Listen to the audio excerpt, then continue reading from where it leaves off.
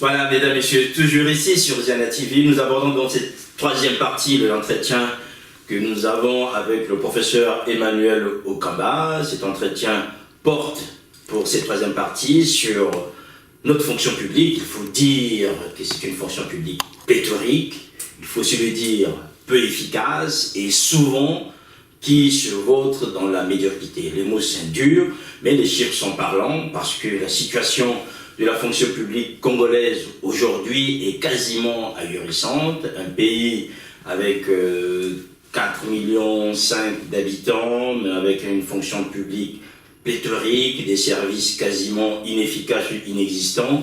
On va en parler avec vous, professeur Emmanuel Okamba, c'est la deuxième partie de cet entretien. Alors, rapidement, l'état des lieux de cette fonction publique congolaise, vous dites pléthorique, et vous suggérez la culture de l'excellence. Souvent, l'excellence s'oppose à la médiocrité. Est-ce qu'aujourd'hui, la fonction publique congolaise est médiocre, professeur Okamba?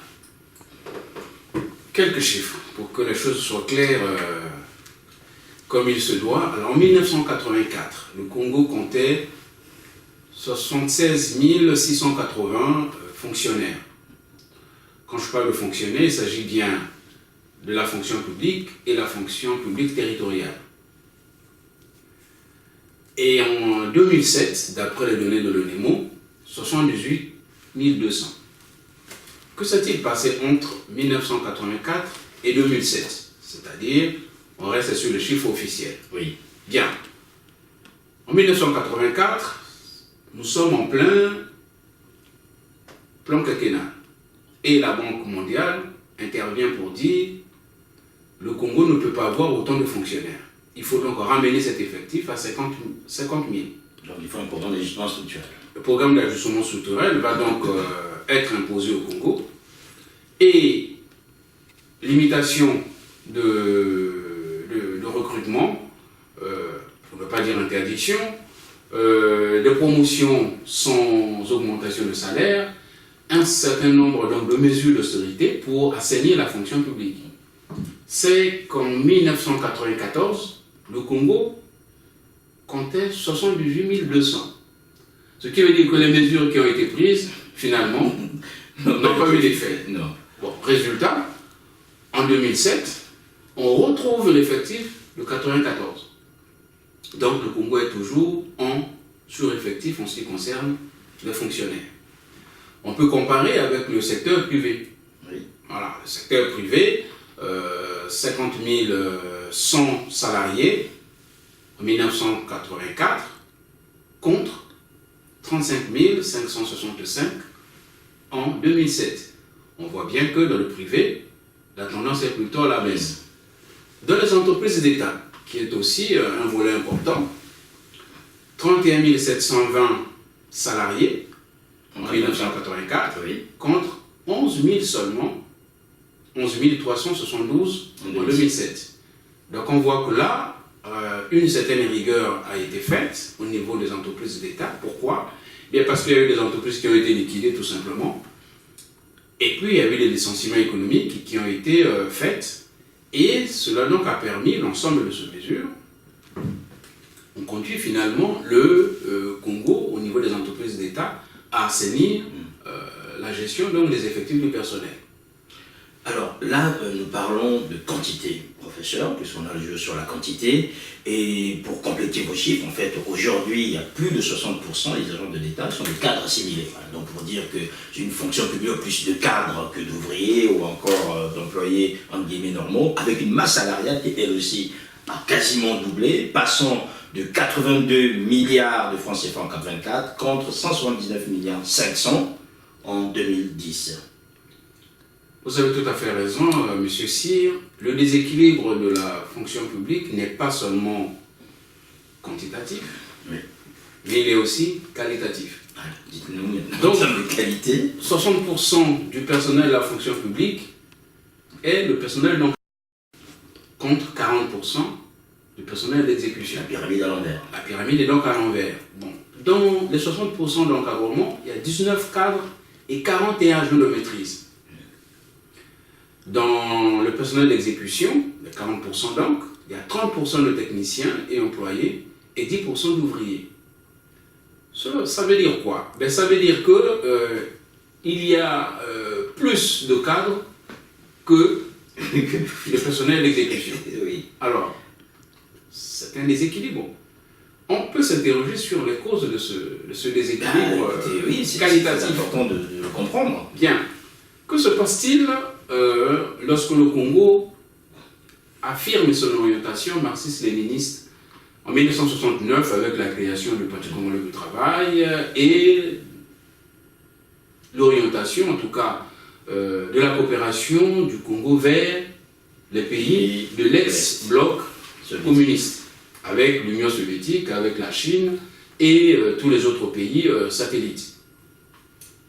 C'est qu'il y a une divergence d'éthique majeure. Oui. D'éthique. Alors, cette divergence, si vous permettez, professeur Okamba, elle a été révélée en fait dans un discours célèbre du président Marien Ngouabi le 27 décembre 1974, qui avait un titre assez énigmatique, en fait, rectifiant notre style de travail, ou l'action créatrice des masses et le rôle déterminant des cadres.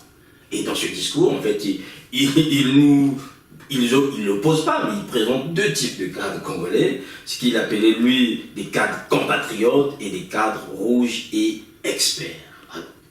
Est-ce que c'est cela qui a conduit qu'on se retrouve aujourd'hui avec 60% de cadres assimilés de la fonction publique et retrouver aussi en bas les 40% qui quasiment ne constituent pas grand-chose et qui causent ce déséquilibre aujourd'hui? Certainement.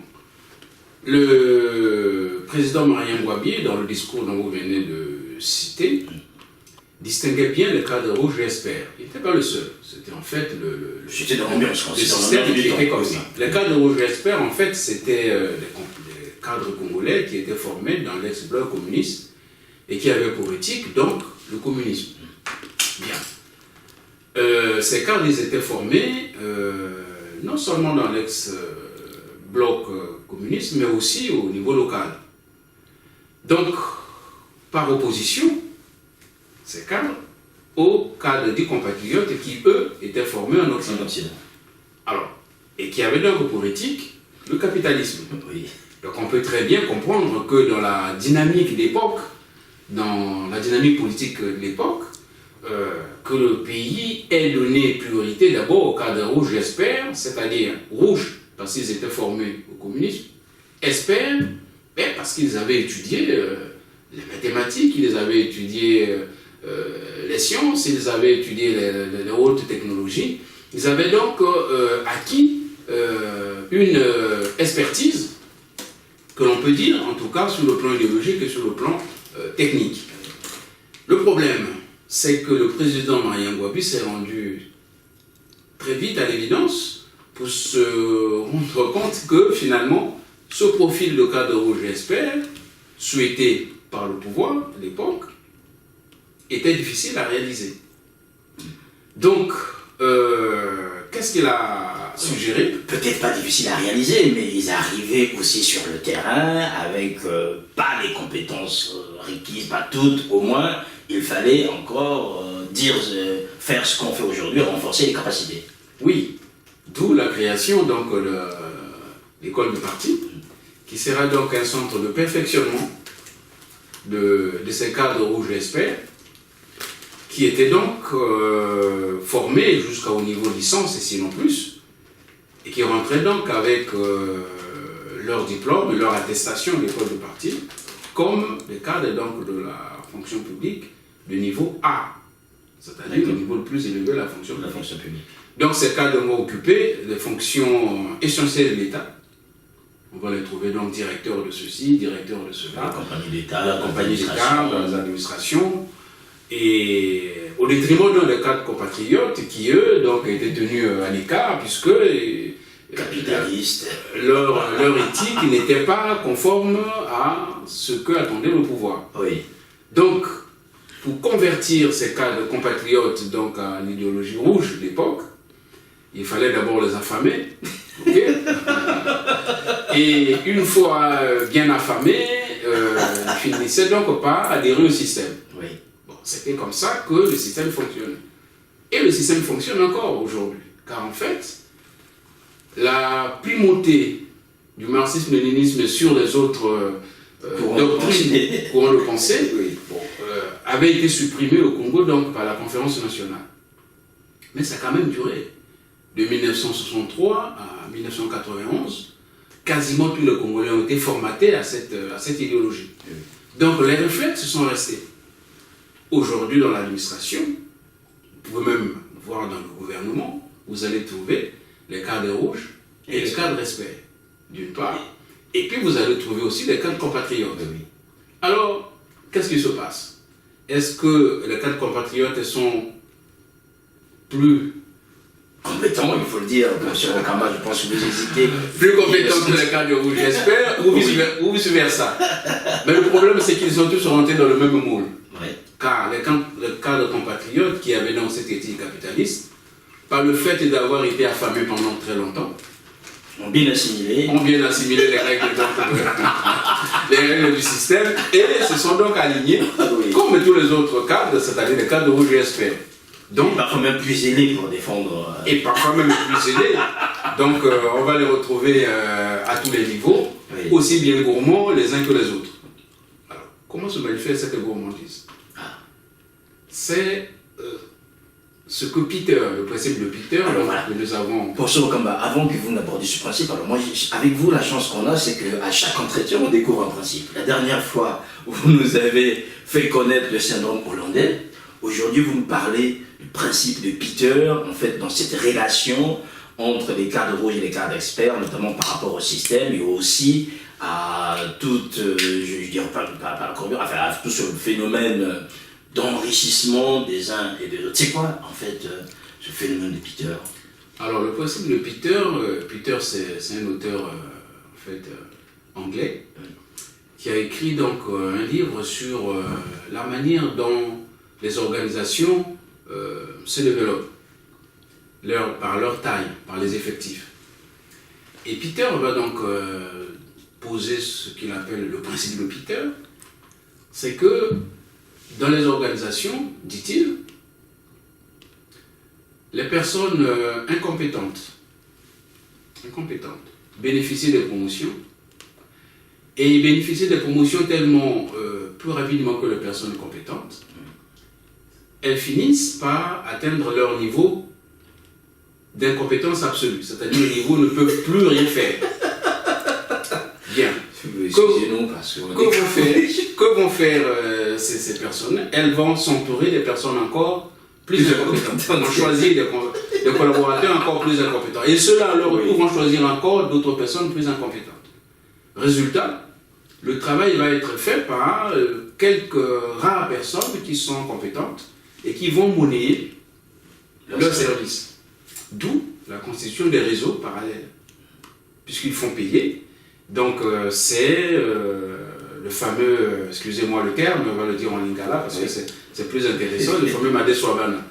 Donc il faut que vous donniez quelque chose en contrepartie de service pour pouvoir bénéficier du service. Et c'est cette rémunération qui va donc constituer un circuit parallèle d'enrichissement et qui est entretenu donc par toute la hiérarchie des personnes éminemment incompétentes. Alors, des personnes éminemment incompétentes, comme vous le dites, professeur Okamba, qu'on retrouve dans la fonction publique congolaise, aujourd'hui peut-être à des niveaux très hauts, comment se fait-il que ce phénomène ait perduré et continue aujourd'hui, en fait? Eh bien, parce que c'est une affaire d'esprit d'équipe. Donc, le cadre rouge expert qui arrive, il attire d'autres cadres rouges experts, ok? Et parfois, donc, de niveau encore plus bas, de plus en plus médiocre que lui-même. Au final, qui va faire le travail? Eh bien, ça sera la secrétaire qui va faire tout. Ça va être le responsable administratif qui va faire tout, qui lui est de niveau bas. Et il fait donc payer ses services. Le cadre compatriote qui a été formé en Occident, qui a fait des stages, qui a développé dans son expertise pour être vraiment au fait de la technologie. Donc une fois qu'il a subi toutes les brimades possibles et imaginables pour intégrer le système, et une fois qu'il est dans le système, il s'aligne. Donc il oublie même sa culture d'origine, son éthique fondamentale, qui est donc celle de l'excellence. Et donc, ces deux cultures rentrant donc en contradiction, le système est bloqué. Le système est bloqué, professeur Okamba, mais est-ce que le principe de Peter s'applique aussi au processus de recrutement, puisque très souvent, vous avez dit tout à l'heure, dans l'administration, qu'on va retrouver des cadres rouges et experts à un moment donné, mais parfois on va retrouver des personnes, des cadres venant même région, même ethnie, et parfois même d'un cercle familial. Le principe de Peter donc s'accompagne au niveau du Congo de la dimension tribale. Donc quand vous voyez le recrutement, c'est de bouche à oreille que l'information circule, même si le dossier est administrativement établi, mais c'est d'abord une affaire de tribu. Donc vous avez la composante tribale qui va jouer dans le recrutement, vous avez le facteur donc d'école d'appartenance, ok, donc facteur idéologique qui va intervenir, et puis ben, vous avez le rythme lui-même donc qui est donné par un certain nombre d'avantages qui sont liés aux fonctions, et à partir de ces avantages et à partir de l'ensemble de ces éléments, la dynamique du principe de Peter se met en place. Et quand elle se met en place, c'est que au final, vous avez une production, ou en tout cas une productivité médiocre. Cette médiocrité aujourd'hui, elle est constatée par de nombreux Congolais, notamment quand on se rend dans les administrations publiques, pour certains services qui sont toujours monnayés et monnayables, parfois des services gratuits. Alors rapidement, professeur Okamba, parmi les services, je pense que vous allez peut-être nous expliquer aussi le principe de Peter, le passeport a été rendu gratuit l'année dernière, 2014, par le président de la République, et comme par hasard, on ne peut plus trouver de passeport. Sinon, il fallait débourser des milliers, voire des centaines de milliers de francs CFA pour avoir un passeport. Est-ce que là, on est bien dans le principe de Peter? Vous y êtes. Donc, que ce soit le passeport, que ce soit l'extrait de naissance que vous allez faire, n'importe quel service dans une mairie. Et même la césarienne qui était rendue, qui est gratuite normalement, mais qui finalement paye. Dans les hôpitaux, vous êtes obligé de payer parce que le principe de Peter est en action. Voilà. Et toutes les institutions, que ce soit la Banque mondiale, le FMI, les institutions internationales, gouvernementales, même non gouvernementales, qui interviennent sur les audits dans la fonction publique, ont toujours relevé donc, ces éléments, donc le principe de Peter. Est-ce qu'il y a une solution pour s'en sortir? C'est maintenant, voilà, on voit très bien que visiblement, on est en plein dans le principe de Peter. On se dit qu'il faut bien qu'on en sorte un jour. Il y a au Congo des institutions qui sont chargées de surveiller, de réprimer, des cours, des organes qui sont là pour accompagner, notamment quand on sort du principe de Peter. Apparemment, toutes ces organisations échouent. Elles échouent puisque les organisations sont elles-mêmes impliquées dans le process. Et comme tout le monde est impliqué dans le process, ça arrange tout le monde. Donc, qui prendrait donc le risque de supprimer le principe de Peter? Voilà. Alors, comment on en sort finalement? Qui va scier la branche sur laquelle c'est placé, personne ne le fera. Donc, c'est une décision politique. Ça ne peut être qu'une décision politique de prise de conscience pour éradiquer la corruption. Parce qu'en fait, c'est un principe de corruption. Donc, corruption par les élites, entre les élites, par les élites, et finalement contre la population. Donc, c'est une décision politique, une prise de conscience des autorités est nécessaire pour que cette division qui a régné entre les cadres rouges et experts s'estompe par rapport aux cadres compatriotes. Que l'on soit cadre de la diaspora ou que l'on soit cadre formé en Russie ou en Chine ou dans d'autres, Cuba et ailleurs, ce sont des cadres congolais. Donc il faut resituer les choses, il faut replacer non pas ces histoires d'école au centre du débat, mais placer la compétence. Comme disait d'ailleurs le Congolais dans les années 70 et 80, l'homme qu'il faut à la place qu'il faut. Celui qui espère, qui est bon dans tel ou tel domaine, eh bien, qu'il occupe la fonction. Quelle que soit son ethnie, quelle que soit son ethnie, que ce soit son appartenance idéologique, ce qui compte, c'est le résultat. Donc, c'est une véritable révolution culturelle que le pays doit opérer. Et ça ne peut être qu'une décision du sommet. Alors, une décision du sommet aujourd'hui, comme on le dit, le poisson pourrit par la tête, et il faut aussi que ce sommet puisse regagner la confiance du peuple. Or, aujourd'hui, visiblement, ces comportements liés au principe de Peter se perpétuent et se répercutent même au plus bas de l'échelle.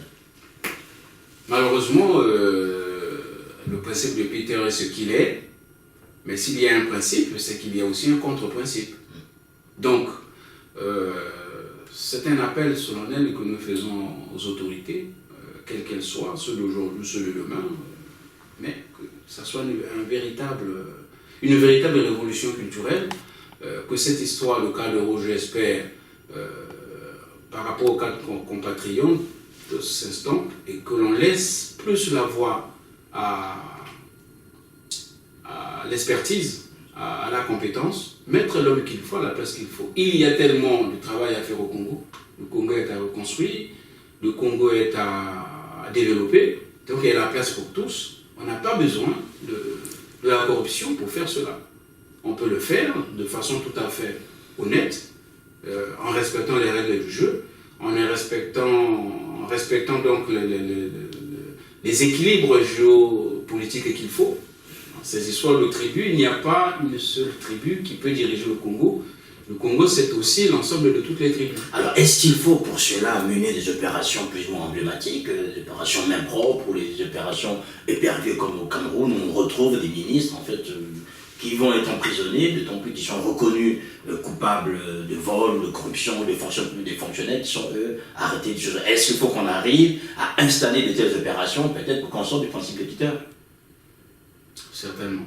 Il faudrait qu'on y arrive un jour pour que les uns et les autres comprennent que pour avancer, il faut que les règles du jeu soient claires et que ces règles soient respectées par tous. Donc si on fait la promotion des gens qui n'en méritent pas, c'est quand même difficile de progresser.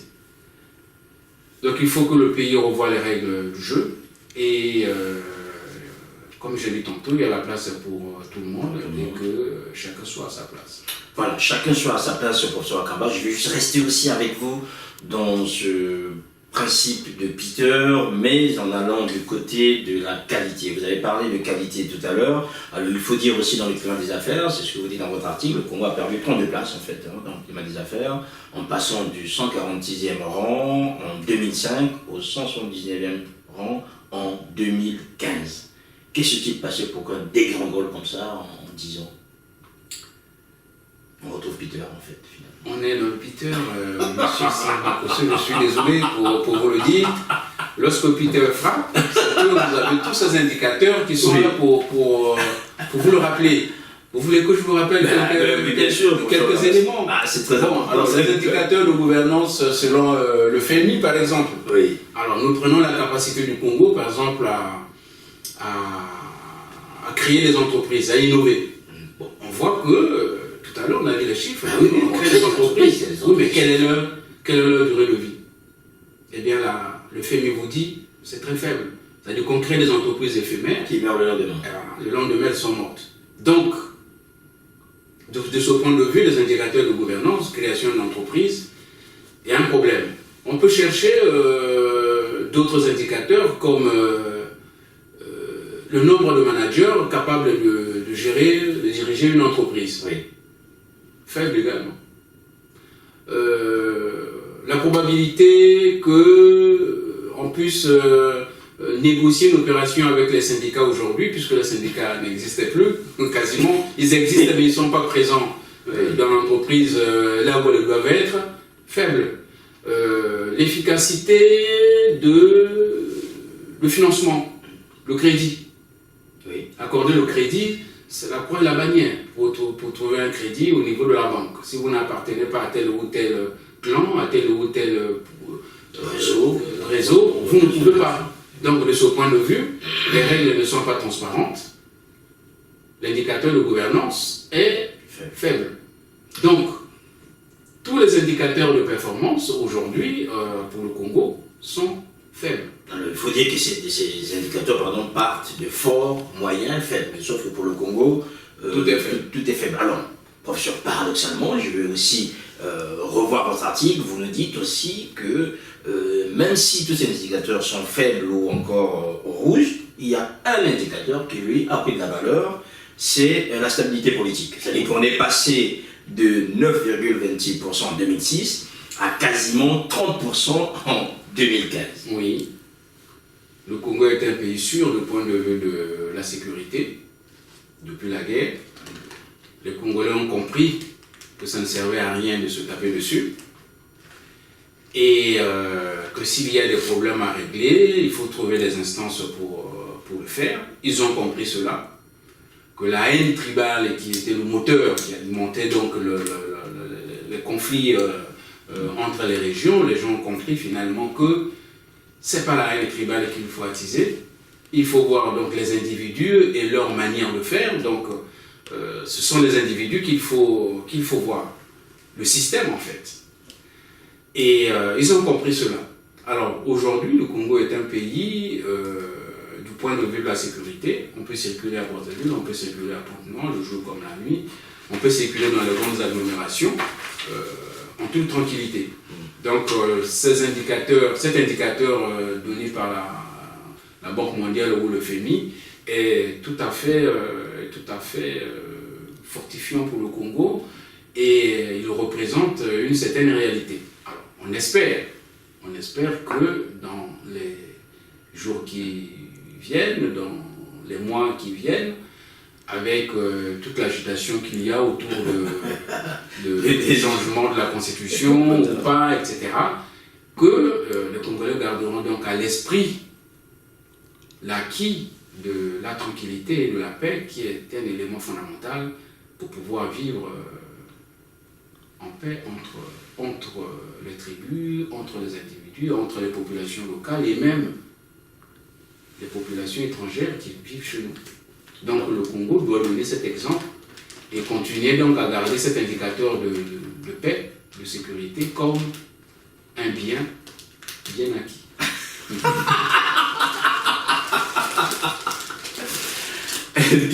Bien acquis par les Congolais, c'est cet indicateur de paix, notamment de sécurité selon la Banque mondiale, qui est passé, comme on l'a dit, quasiment de 10 à 30, donc on a pris quasiment 20 points en l'espace de 10 ans, ce qui était déjà une très bonne chose. Pour ce combat, c'est la fin de cet entretien. Merci, une fois de plus. Merci à Ziana TV et à tous les auditeurs. Et nous espérons vous rencontrer dans le prochain jour pour d'autres tribunes. Voilà, donc vous avez pris rendez-vous est pris, mesdames, messieurs, pour les mois prochains. Nous attendons donc les prochaines tribunes du professeur Okamba pour le recevoir ici sur ce plateau des grands témoins afin de partager avec vous son expérience et tout ce qu'il apporte aujourd'hui au Congo sur les questions que beaucoup parfois ignorent, sur les données qui ne sont pas toujours publiques mais qui vous permettent de bien comprendre la situation de notre pays.